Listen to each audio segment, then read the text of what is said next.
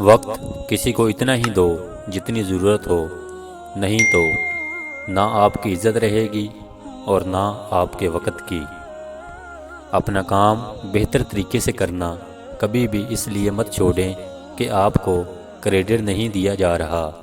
مطمئن رہنے کے لیے خود کو دوسروں کی نظروں سے جج کرنا چھوڑ دیں۔ میدان میں اکیلے ڈٹے رہنے کی طاقت رکھو، پھر چاہے پوری دنیا آپ کے خلاف ہو جائے۔ اگر آپ کے دل کی خوشی آپ سے وابستہ ہے تو یقین کریں آپ کا وجود قابل رکش ہے۔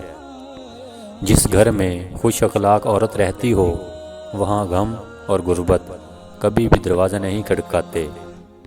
اگر حالات پر تمہاری پکڑ صحیح ہے نا تو یقین مانو صاحب، یہ زہر اگلنے والے بھی تمہارا کچھ نہیں بگاڑ سکتے۔ یاد رکھو، جو کسی کے ساتھ برا کرتا ہے یا اس کا برا سوچ رہا ہوتا ہے وہ اپنی ذات کے اندر اس کی سزا بھی بھگت رہا ہوتا ہے اور ہم کو خبر نہیں ہوتی۔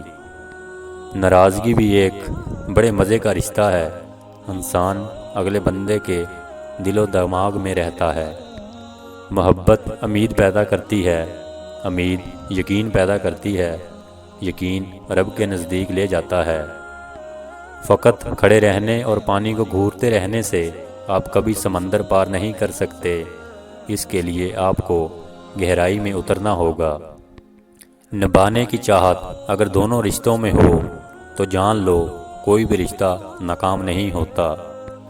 جن لوگوں نے تمہیں برا گمان رکھ کر چھوڑ دیا ان کو آپ بھی نیک نیتی کے ساتھ چھوڑ دو۔